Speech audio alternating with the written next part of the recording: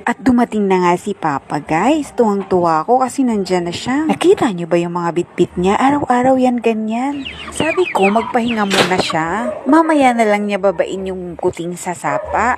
Pero napakatigas ng ulo. Baka daw kasi umulan. So ayun nga, nahirapan siyang bumaba.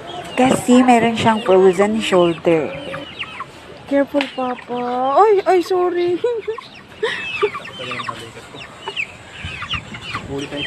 Kawawa naman pero kailangan. Ewan ko ba kung bakit nakukonsensya ako sa kasalanan ginawa ng iba. Kanina pa parang dinudurog yung puso ko kasi kaharap ko siya sa kusina habang nagluluto ako. Nakikita ko talaga yung mukha ng kuting. Kung may magic nga lang ako, siguro kanina ko pa siya nakuha. O wag nyo nang itanong kung bakit hindi nakabota si Papa. Tinangay ng baha ang isang peraso ng bota niya kaya kabila na lang yung nandyan. Ayan nga si Tutay alalang-alala sa Papa niya.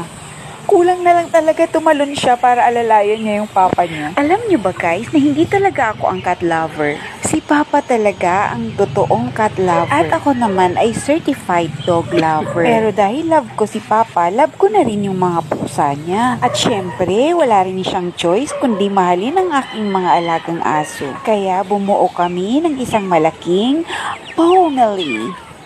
Tay, alis na siya, anak. Ikaw pa talaga yung sasalubong, oh. Hala, ang cute niya. Oh. Ay, papakaya kita. Sasabihin ko sa... Nasakit ko sa balikat ko.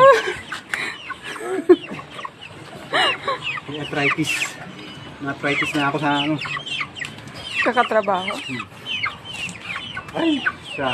Bahala na. Thank you God. Thank you God. Bahala na po kayo. Magugas ka ng paa mo. Kasama pa.